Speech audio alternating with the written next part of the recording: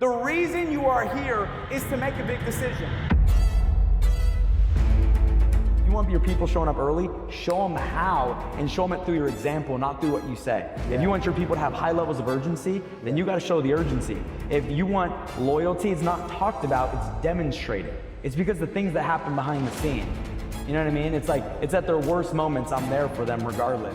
Your ability to discount any good thoughts you have in your mind is going to be so strong. If you try and lead with positivity first, I need to think it, wish it, believe it, and I will achieve it, your set point of negativity is going to just crush that into the ground. I'm speaking from personal experience, right? As the guy that was chronically unconfident and still has, you know, the imposter syndrome that does creep in.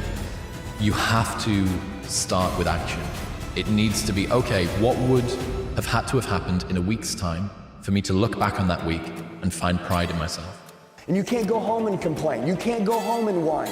You can't go home and be like the rest of the world. You must be different. And when you change, everything changes. If you want to arrive at that 100K income, you got to get familiar with it here, because you will never achieve what you're not familiar with in your mind. You walk into a dream home, if you're like, oh my gosh, this is an amazing home, that's why you don't live in that home yet. You see an awesome car, oh my gosh, this is an amazing car, that's why you don't have a car like that.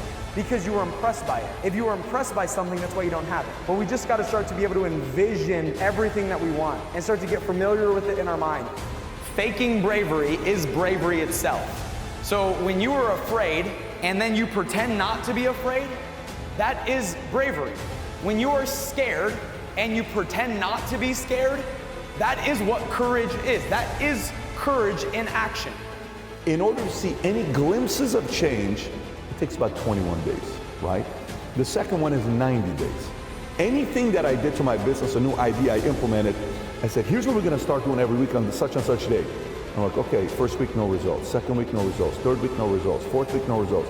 Fifth week, a little bit of results. Sixth week, a little bit of results. 7th week, a little bit of results. It's not really working, let me drop it. 90 days, that's only 7 weeks.